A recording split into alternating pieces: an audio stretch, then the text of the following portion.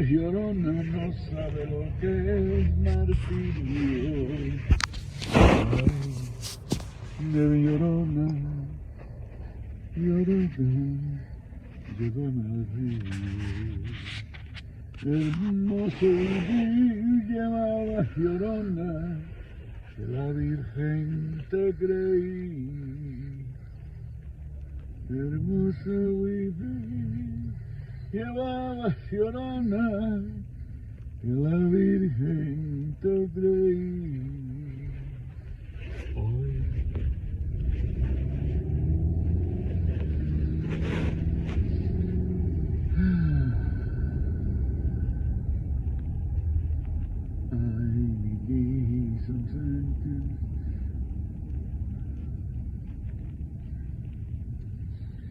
So, no, this is what I was trying to tell you. Like to go to a football game? I'd love to go to a football game with my son. You like to go on the train? I'd love to go on the train with my son. You like to go downtown and eat at the Buffalo truck? I'd love to go to a Buffalo truck with my son. I'm trying to tell you, I like stuff when you're involved in it. Other than that, you don't like it? Other than that, I could take it or leave it.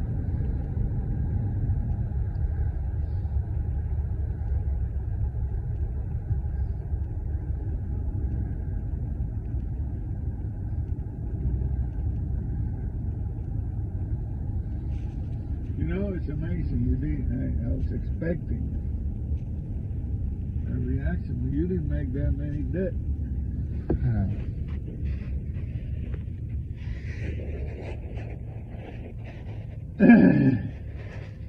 You did that. It was a debt. We did that. What time is it? It was a debt. 12:40.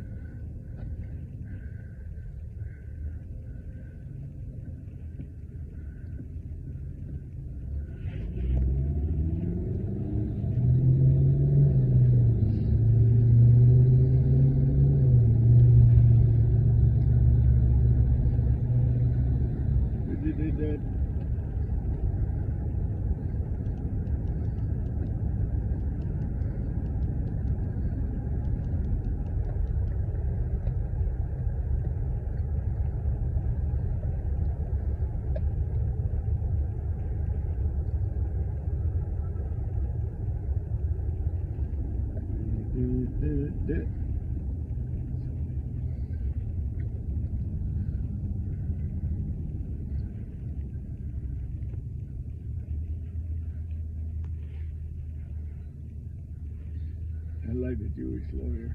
Thank you very picking that.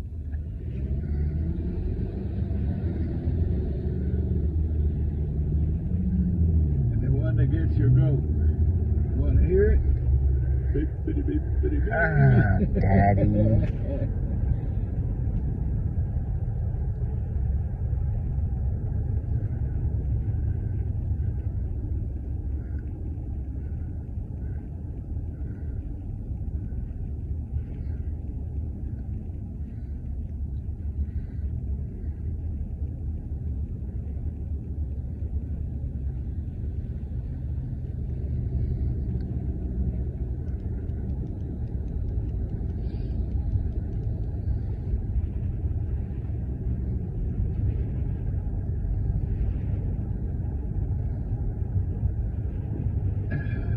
That one I heard. Oh, good. That Lion Services over there? Nope.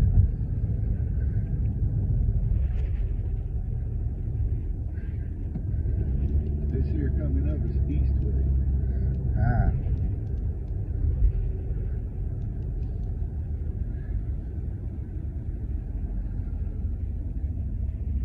We did that. It wasn't that. I'm proud of myself. I didn't get any shooters.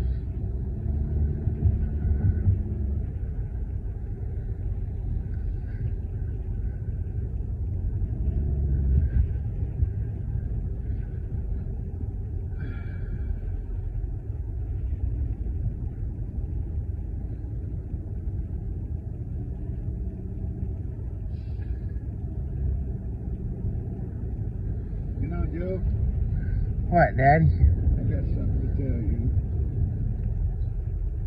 You love me? Yep.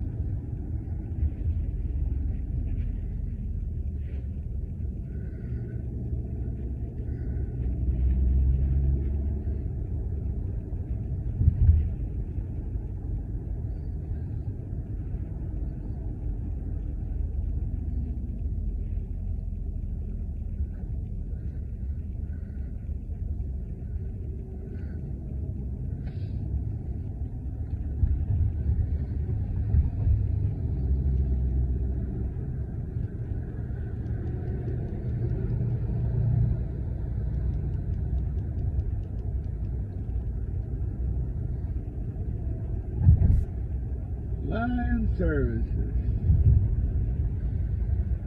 You know anybody that works there? Yeah. Me. Yep.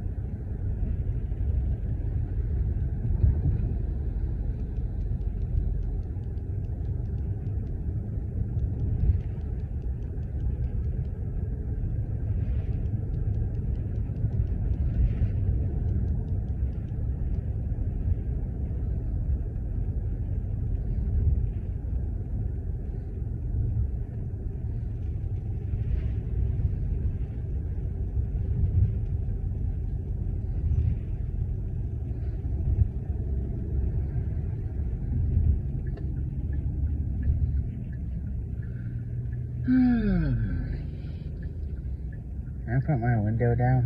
Yeah. You see, this is a big intersection. And right now it's moving pretty fast, but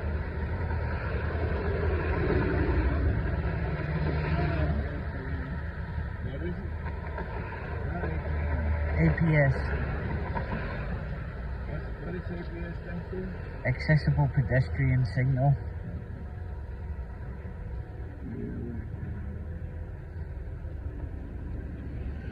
But sometimes this intersection will be congested, and even though it's big, it's still safer to cross than 51 sometimes because it gets congested, and when it's congested, the traffic moves slow.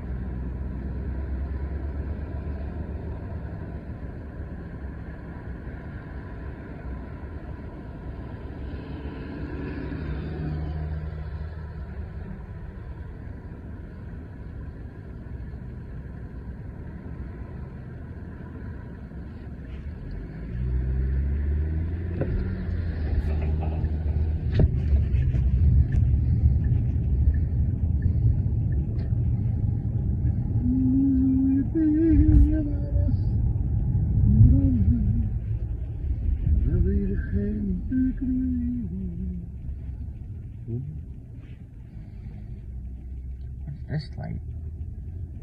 Yeah. It's just totally fucked up around here. They're widening, they're doing something. And if that bridge is any indication, it'll take forever.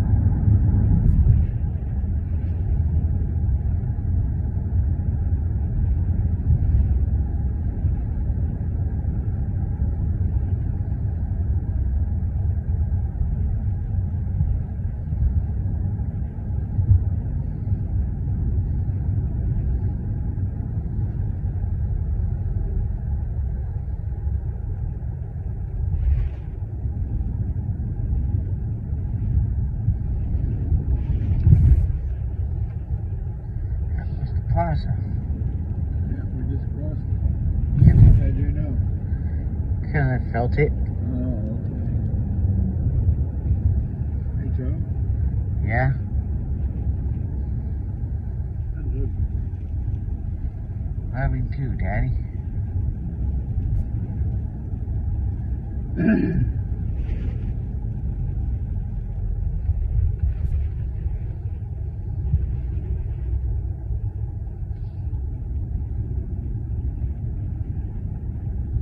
I need meat.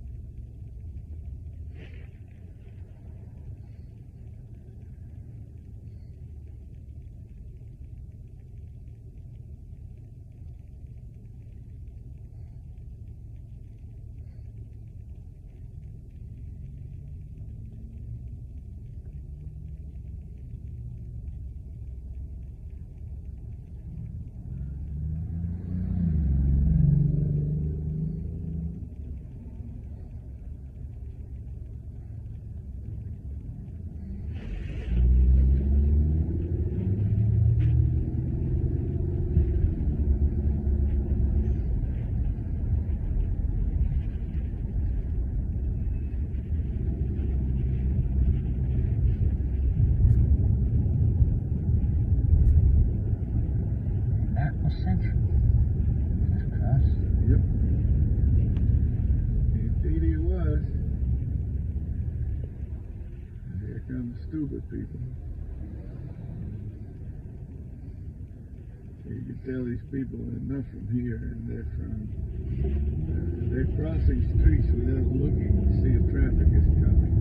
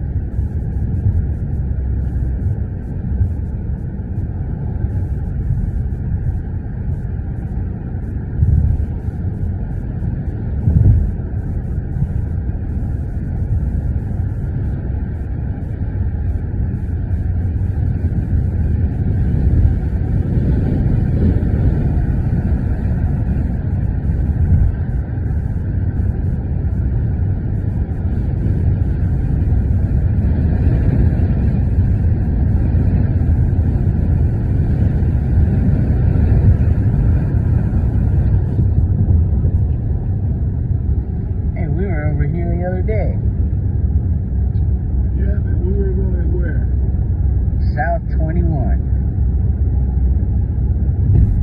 You wonder why? Because I wanted to go. Gotta love it.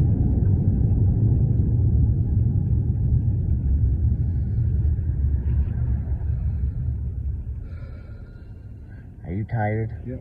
Oh, shit. You're not gonna end up taking a nap, are you? Well, I try not to. I'll make myself some Cuban coffee, get in the car, and start driving.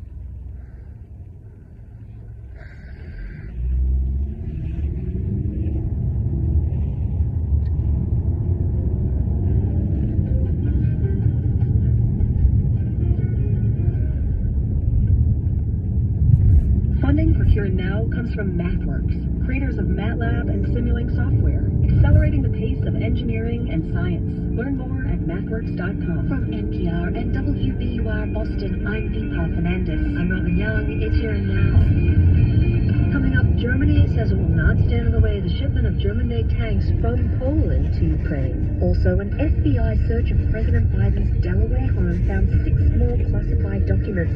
The search is being described as planned and consensual. And an earth scientist at a federal lab in Tennessee, who was dismissed after speaking out about climate change, says scientists feel stifled when it comes to telling the truth about a planet in crisis. The severity and the urgency of the climate crisis, that message isn't really making it out there, at least not to the extent that we think it needs to be. Coming up, Here and Now.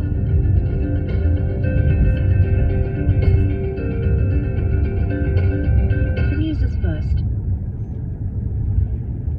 Live from NPR News in Washington, I'm Lakshmi Singh. Flags are flying at half-staff for the victims of the mass shooting in Southern California over the weekend. NPR's Nathan Rutt reports investigators are still searching for a motive in the attack that killed 10 people. Authorities say the 72-year-old gunman who opened fire in a Monterey Park dance hall on Saturday night died of a self-inflicted gunshot wound after being stopped by police on Sunday. Why he opened fire on the dance hall and attempted to enter another in Alhambra after remains unclear. The Los Angeles County Sheriff's Department says they're looking into all possibilities. They're also investigating how the gunman was able to procure his weapon, which was outfitted with an extended magazine that is illegal in California. Nathan Roth, NPR News, Monterey Park. A former FBI official who once ran the Bureau's counterintelligence division in New York is charged with illegally providing aid to a blacklisted Russian oligarch. In New York today, prosecutors accused Charles McGonigal of violating 2018 sanctions the U.S. imposed on Oleg Deripaska and nearly 24 other wealthy Russian businessmen and government officials over Russia's interference in the 2016 U.S. election. They say Deripaska paid the ex-FBI official to investigate a rival oligarch 2 years ago. Russia is warning Western countries that sending tanks and other sophisticated weapons into Ukraine risks escalating tensions. From Moscow, NPR's Charles Maine says more. Speaking to journalists, Kremlin spokesman Dmitry Peskov said divisions in Europe over whether to provide tanks to Kiev showed there was increased nervousness within the NATO alliance over antagonizing Moscow. Peskov also insisted that countries, quote, pumping weapons into Ukraine then bore responsibility for prolonging the conflict and Ukrainian suffering that would come with it. Meanwhile, Deputy Foreign Minister Sergei Ryabkov became the latest Russian official to warn that the West's growing military involvement in Ukraine risked a possible wider conflict. Ryabkov accused the West of ignoring Moscow's signals that increased weapons shipments could lead to what he called unpredictable consequences. Charles Maines, NPR News, Moscow. It's a big week for corporate earnings reports. NPR's Scott Horsley reports investors are listening closely for clues about which way the economy is heading. Microsoft and Boeing are among the companies set to report their profits this week. A new survey of business economists finds many firms are wary about business conditions in the months to come. The survey by the National Association for Business Economics found more firms planning to cut jobs in the next 3 months than add workers. It's the first time the survey's shown that since 2020. More than 1,000 UAW members in Wisconsin and Iowa have approved a new contract with farm equipment maker C&H Industrial. The workers have been on strike for the last 8 months. Scott Horsley, NPR News, Washington. The Dow is up more than 300 points. This is NPR. This is WFAE News. I'm Kenneth Lee. The Charlotte City Council will hold a public hearing and vote tonight on Charlotte's $7.2 million share of financial incentives for a planned lithium technology center and University Research Park. Charlotte-based Albemarle Corporation announced a $200 million facility in December, saying it would create 200 jobs. Mecklenburg County has already approved a $4.2 million grant, while the state has approved a $1.24 million Jobs Development Investment Grant, plus community college training funds. All require the chemical company to meet targets for jobs and investments. Charlotte City Council is set to approve a $106 million settlement tonight between Charlotte Water and real estate developers stemming from legal cases about improper development fees.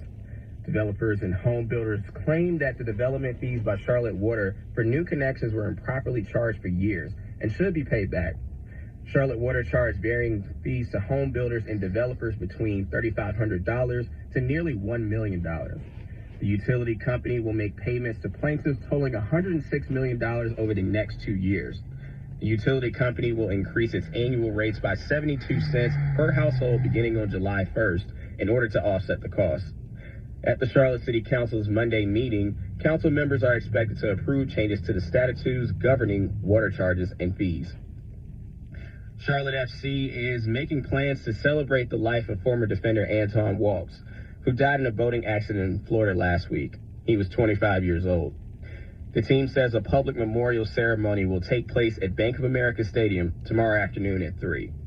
The team says the ceremony will be attended by teammates, fans, and members of Walk's family.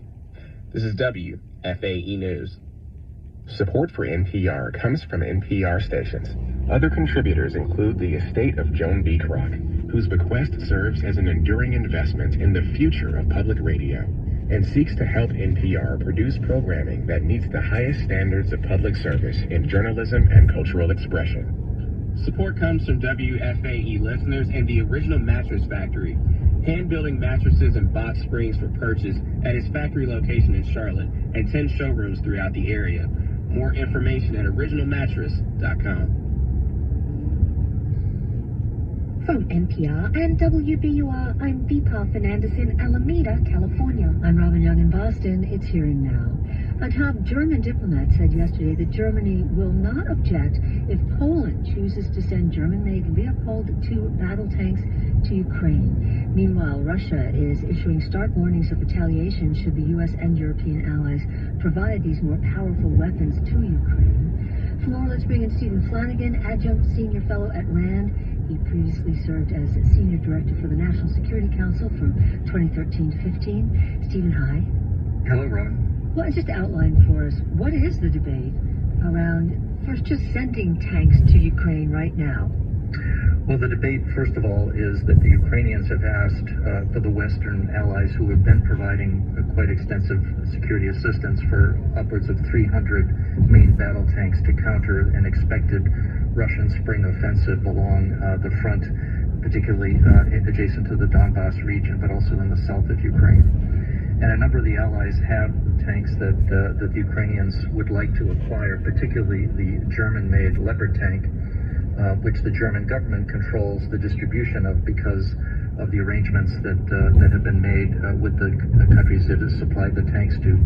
So hence Germany is the key to unlocking the allowance for the Leopard tanks that are held by a number of other European countries, including Poland, Finland, and Denmark, who have said they'd be willing to transfer them unless the German government says that they would not oppose it. And that is what, as you alluded to, German Foreign Minister Baerbock mentioned yesterday in a press conference that the German government would no longer stand in the way if Poland or others wanted to move forward with the transfer of those Leopard tanks in their possession.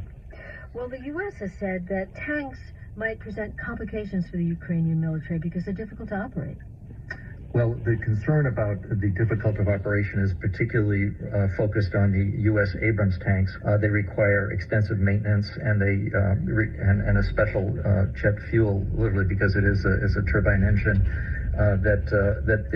The concern is that it might take too long before they could be made available to the Ukrainians and trained on to ensure that they could maintain them. The sense is that the Leopard tanks, which are more plentiful and available in a number of Europeans, the Germans have at least 200 or 245, and they probably another 100 in storage. Other allies have many more.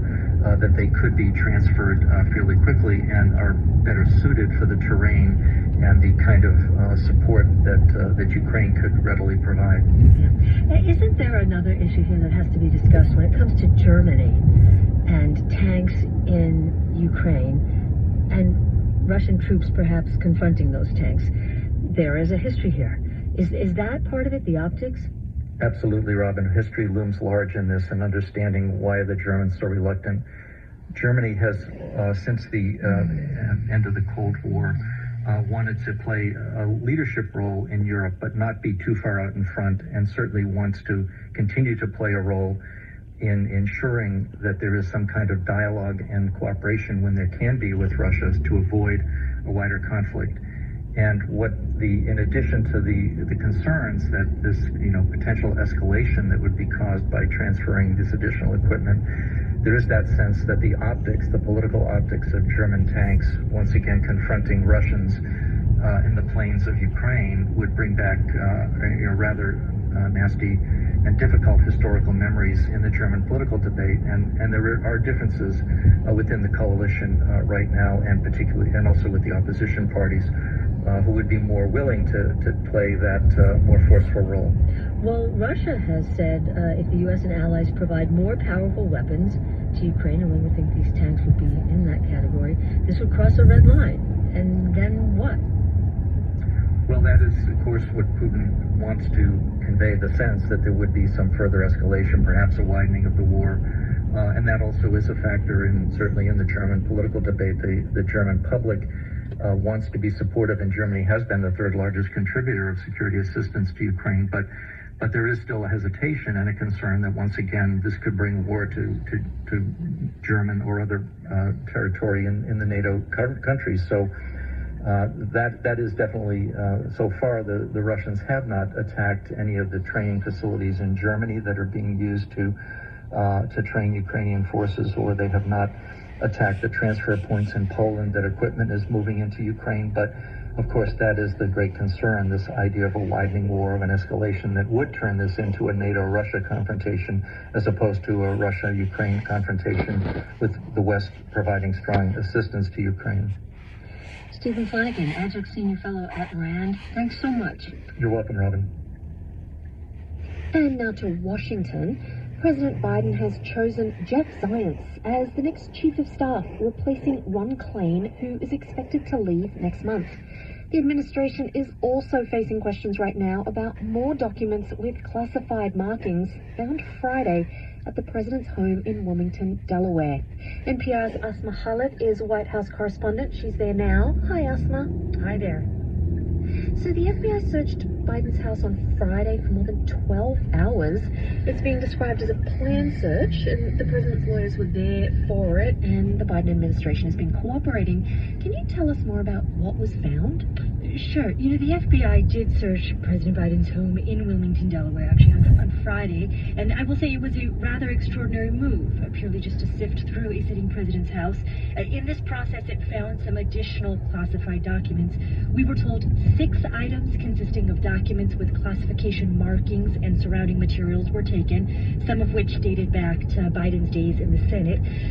Now, the president's personal attorney did issue a statement saying that Biden, as you mentioned, has been cooperating with this process. The FBI began its search at 9:45 in the morning and did not wrap it up until 10:30 at night. So it was a rather long day, searching, personally handwritten notes, files, papers, binders, all going back decades. And in addition to the classified docs, we're told the FBI also took in some handwritten notes into its possession.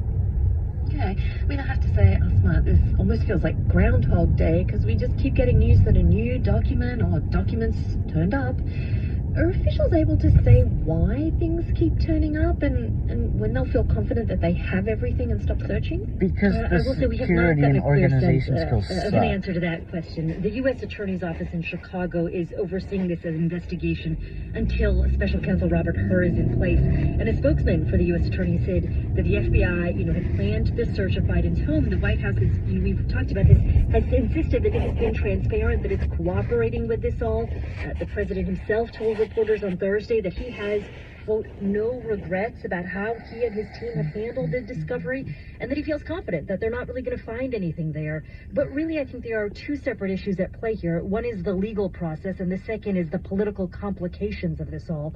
This latest disclosure over the weekend came after the White House had already told reporters last week that the search-ins of Biden's residence were complete. And, as you suggest here, there seems to be incomplete disclosures, incomplete drips and drops of information. And I will say, at a minimum, if the White House was hoping that this story would disappear, the new revelations don't help. And you mentioned Biden's response there, about the searches and what was found. But has he responded to the criticism from the right, which is rising, that having classified documents for years in his home, you mentioned earlier some go back to his days in the Senate, means that anyone could have seen them over this time? I have not heard him. He, to be candid, has not really spoken extensively about this issue. It's largely statements that we're hearing from the White House counselor's personal attorney at this point. But really what we've heard from him so far, suggests that he doesn't know what's in these documents, that essentially this is a mistake. We've heard from the White House that this was a misplacement. And in this way, they have tried to make a very clear distinction between the president's discovery here, or the discovery of classified material at the president's home, and what happened with the former president, Donald Trump, and classified documents at his Mar-a-Lago home. In President Biden's case, we've been told that this was not done in an intentional way, that he's been cooperating with officials, and that the former president, in fact, stonewalled investigations and investigators. I want to ask you, Asma, about the administration's next Chief of Staff, Jeff Zients, his former COVID response coordinator. Many people might not have heard of him, but as the Biden administration looks ahead to working with a divided Congress and, a possible re-election campaign, what does Jeff Zients bring to the table? Well, he was a former budget guy during President Barack Obama's administration, and prior to that, he was a former management consultant. And so this is seen as a potential asset as the White House prepares for a potentially big fight with Republicans over raising the debt ceiling. The other thing that he's known for is for being an implementer. He was brought in in to help fix healthcare.gov in the Obama years. And, these next couple of years in the Biden presidency are not expected to be years of big legislation. They're supposed to be years of what we hear from the White House officials is that there's a lot of money floating around between the CHIPS Act, the Inflation Reduction Act, and the big infrastructure bill. And now they need people to help execute this all. And Zients is known from everyone around him as being kind of this implementer in chief. He's not really known to be a big political animal. That being said, there are definitely going to be political fights during his tenure as chief of staff. We already know that Republicans intend to launch a series of investigations into this White House on how the president has handled everything from the withdrawal from Afghanistan to the influx of migrants at the southern border. Asma Khalid, NPR White House correspondent, thank you so much for joining us. Happy to do. And yet to come this hour, hundreds of thousands of layoffs in the tech sector. We'll look at the impact on H-1B workers. We're following all the news here and now. 80 years ago, the film Casablanca hoped to convince Americans to support U.S. involvement in World War II. That message hit close to home for many of the movie's actors. Many of those actors were refugees in real life. That gives it a kind of authenticity. In a sense, they're playing themselves. I'm Elsie Chang. That story on All Things Considered from NPR News.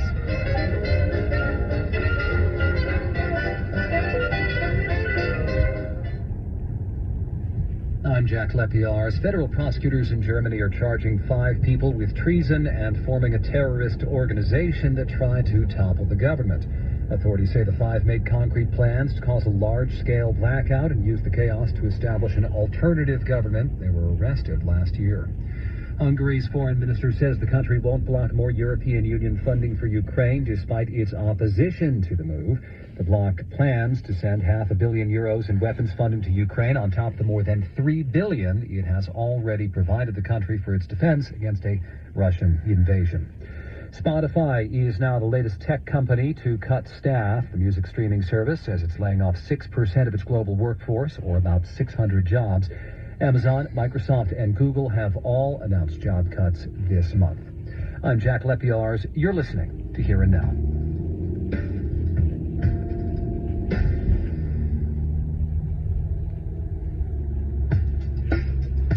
Good afternoon, it's 1:19 and you're listening to another hour of Here and Now.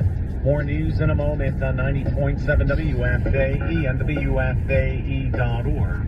I'm Mike Szymanski. Later this hour, we hear about the hundreds of thousands of layoffs in the tech sector and how it affects many workers employed on H-1B visas who have a short period of time to find new work. Get the details in about 15 minutes.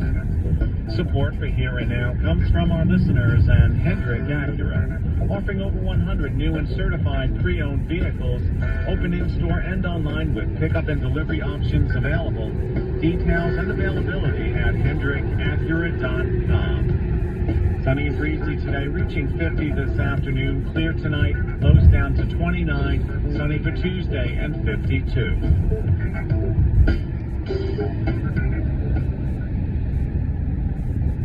Funding for Here and Now comes from the listeners of WVOR Boston and Better Health, committed to supporting mental health through therapy.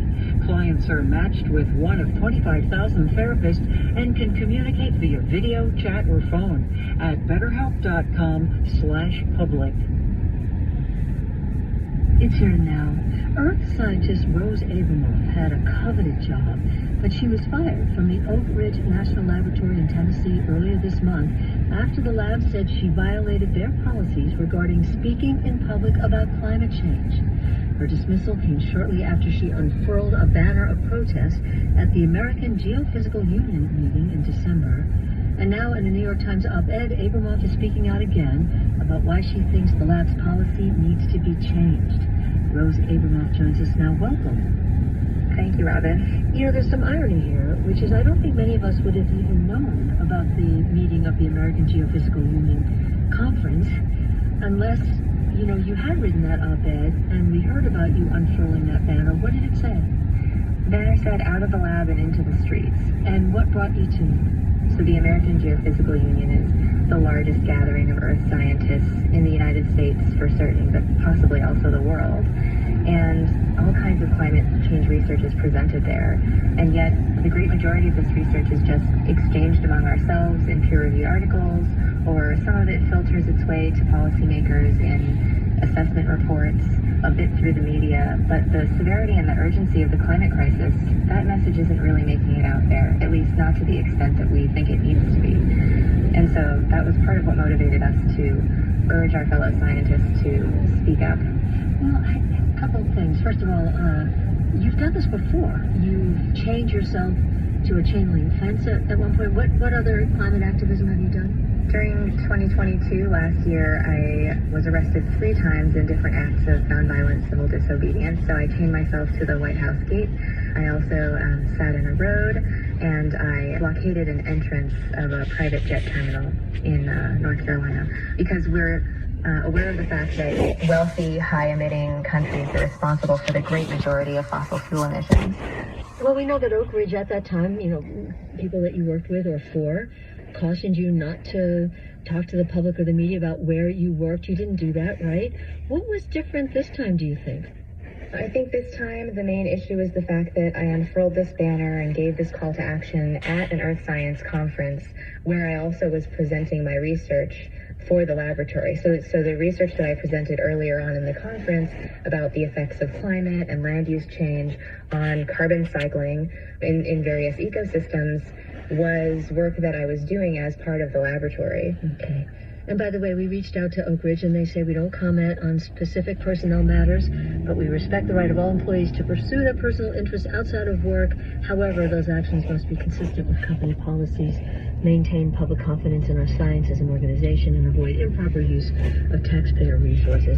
Your thoughts on what Oak Ridge is saying and doing? Yeah, I think the comments that Oak Ridge has made have brought up some really interesting questions, such as, what is the role and the mandate of earth scientists during this climate crisis? Historically, scientists have been asked, not just by national laboratories, but by basically all academic institutions, not to make comments on the policy implications of our research.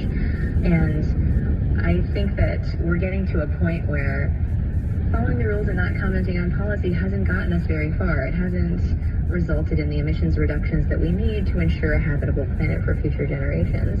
And furthermore, I'm not sure that this policy neutrality really protects us, protects people, protects science itself, so much as it protects institutions from their funders. The way that we do science now is often by separating ourselves from our objects of study, putting ourselves in this figurative ivory tower. And it's from this position of dispassion that we're supposed to be able to do our best thinking.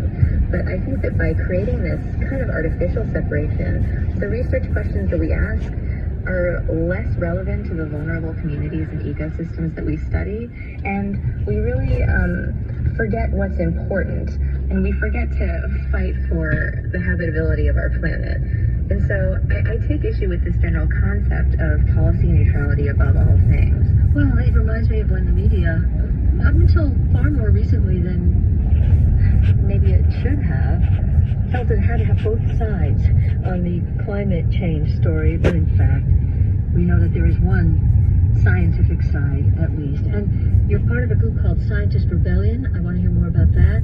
And we're also reminded that in March 2022, when the latest report from the Intergovernmental Panel on Climate Change, the UN body that assesses climate research, when that came out and concluded that global warming is outpacing any ability to cope, there was a scientist at that time from New Zealand, Bruce Glavovich, who wrote a letter calling on all earth scientists and environmental scientists to do a mass walkout.